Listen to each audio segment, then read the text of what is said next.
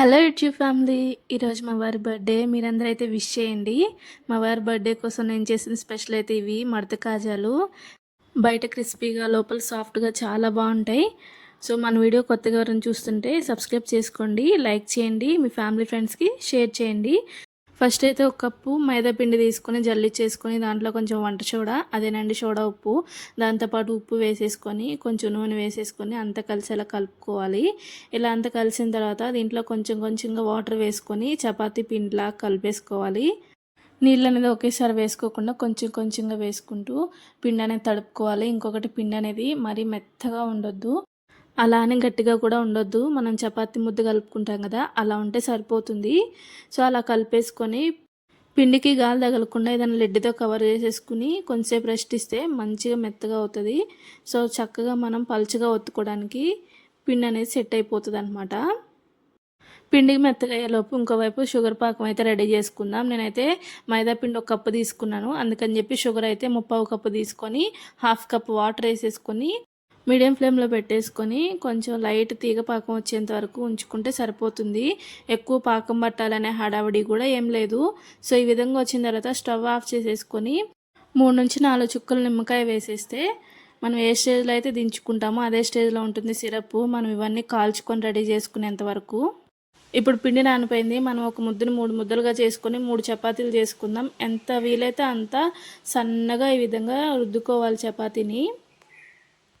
చాలామంది పెద్ద చపాతీ ముద్దని చాలా పెద్దగా సాదుకుంటారు ఒకే చపాతీలాగా. అలా కూడా చేసుకోవచ్చు, కానీ నాకు అంత ప్లేస్ లేదు, అందుకే 3 చపాతీలాగా చేసుకొని ఈ విధంగా ఫస్ట్ చపాతీ మీద కొంచెం నూనె వేసి దానిపైన పిండి వేసేసి మళ్ళీ రెండో చపాతీ వేసేసి దానిపైన కూడా కొంచెం నూనె పిండి వేసేసి లాస్ట్కి మూడో చపాతీ వేసేసి మొత్తం అంతా సైడ్లో కట్ చేసుకొని రోల్ చేసేసుకోవడమే. చిన్న చిన్న అకేషన్స్ అంటే బర్త్డే, మ్యారేజ్ డేస్ ఉన్నప్పుడు చక్కగా ఇంట్లోనే ఈ విధంగా చేసుకుంటే ఫ్రెష్గా ఉంటే టేస్ట్ బాగుంటుంది. స్వీట్ షాపులు వెంబడి పరిగెత్తామనుకోండి, అవి ఎప్పుడు చేస్తారో తెలీదు, ఏం పిండిలు వాడతారో తెలీదు. ఇలా అయితే ఫ్రెష్గా ఉంటాయి కదా, చక్కగా ఇంట్లోనే ఈ విధంగా చాలా తక్కువ టైంలో చేసేసుకోవచ్చు. మీరు పెట్టే ఒక లైక్, కామెంట్ మాకైతే చాలా యూజ్ అవుతుంది. సో మీ ఇంట్లో ఎవరైనా కాజాలు తినే వాళ్ళు ఉంటే వాళ్ళకైతే ఈ వీడియో షేర్ చేయండి. ఎలా వచ్చిందో కామెంట్ చేయడం అయితే అస్సలు మర్చిపోవద్దు. మీరు ఇచ్చే ఫీడ్బ్యాక్తో ఏమైనా చేంజెస్ ఉంటే చేసుకుంటాను నెక్స్ట్ వీడియోకి. ఇలా చక్కగా ఇంట్లో ప్రిపేర్ చేసుకుంటే ఒకసారి కొరికితే క్రంచ్ అనే శబ్దం అయితే ఖచ్చితంగా వినపడుతుంది. అంత ఫ్రెష్గా అంత టేస్టీగా తయారవుతాయి అన్నమాట. షుగరు మైదా రెండు ఇష్టం ఉండదు నాకు, కాకపోతే ఎప్పుడన్నా ఒకసారి చేసినా పర్లేదులే అనిపిస్తుంది. ఎందుకంటే ఇంట్లో వాళ్ళు హ్యాపీగా తింటుంటే మనకు కూడా మంచిగా అనిపిస్తుంది కదా, అందుకని చెప్పేసి నేనైతే చాలా అంటే చాలా తక్కువ తింటా, అవాయిడ్ చేసేస్తా. అసలు అది మనకి డైజెషన్ అవ్వడానికి చాలా టైం పడుతుంది. మడత కాజాలో మడత అయితే ఇక్కడే ఉందనమాట. రోల్ చేసుకున్న తర్వాత ఫైనల్గా లేయర్ని ఈ విధంగా వాటర్తో తడుపుకొని దానికైతే అతికించుకోవాలి, లేకపోతే మడతలన్నీ విడిపోతాయి అన్నమాట. ఇలా అతికించుకొని లైట్గా ఒకసారి అట్లా రోల్ చేసేసుకొని సైడ్కున్నవి కట్ చేసేసుకోవాలి, ఎందుకంటే అవి పనిచేయవు. గట్టి ఫోర్స్తో అయితే అసలు రుద్దకండి. తర్వాత ఈ పిండినంతా చిన్న చిన్న ముక్కలుగా కట్ చేసుకొని వేలుతో జస్ట్ ఒకసారి నొక్కితే సరిపోతుంది. నేను చూపిస్తున్న విధంగా అన్ని ఇట్లా అయితే కట్ చేసుకోవాలి. మీకు నచ్చిన సైజులో అయితే కట్ చేసుకోండి. నాకైతే ఈ సైజు సరిపోతుందని నేను విధంగా కట్ చేసుకున్నా. జస్ట్ అట్లా వేలుతో అట్లా అంటే సరిపోతుంది, లేదా చపాతీ కర్రతో అయినా సరే అనుకోవచ్చు, కానీ మరీ డీప్గా అనొద్దు, ఎందుకంటే అవి పొంగి రావు, పైకి లోపలికి అతుక్కుపోతూ ఉంటాయి. సో ఇంకోవైపు పెనంలో ఆయిల్ పెట్టేసుకొని ఇవైతే చిన్న చిన్నగా డ్రాప్ చేసుకోవాలి. ఆయిల్ కూడా ఎక్కువ పొగలు వచ్చే అంత హీట్ ఉండొద్దు. సో ఇవి కాల్చుకునేటప్పుడు కూడా మీడియం నుంచి లో వరకు అడ్జస్ట్ చేసుకుంటూ కాల్చుకోవాలి. హైలో అస్సలు పెట్టదు, ఎందుకంటే లోపల వరకు ఉడకాలి కదా. హైలో పెట్టేస్తే పై వరకు రంగు వచ్చేసి మాడిపోతాయి, లోపల ఉడకదు.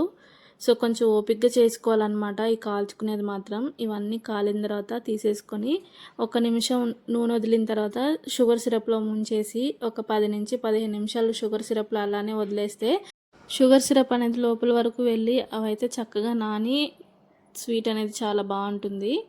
నాకైతే 2 వాయిల్లో సరిపోయాయి అన్నమాట. రెండవ వాయి మీకు చూపించలేదండి. సో ఇవైతే బయటికి తీసిన తర్వాత ఒక హాఫ్ అన్ అవర్ వరకు వదిలేస్తే చక్కగా ఆరిపోతాయి, లేదంటే దానిపైన లిక్విడ్ అలానే ఉంటుంది. సో నెక్స్ట్ డేకి తీస్తే ఇంకా బాగుంటాయి, ఎందుకంటే చక్కగా ఆరిపోతాయి కదా. చాలా అంటే చాలా బాగుంటుంది. పట్టుకోవడానికి కూడా చిరాగ్గా అనిపించదు. అప్పటికప్పుడు అనుకోండి అదంతా మనకి చేతికి అవుతూ అట్లా చిరాగ్గా అనిపిస్తుంది.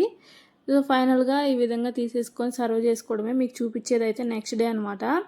అప్పటికి ఇప్పటికి చూడండి ఎంత తేడా ఉందో. సో నా వీడియో నచ్చితే లైక్ చేయండి, షేర్ చేయండి, సబ్స్క్రైబ్ చేసుకోండి. ఇలాంటి మరిన్ని మంచి మంచి వంట వీడియోస్తో మీ ముందుకు వస్తూ ఉంటాను.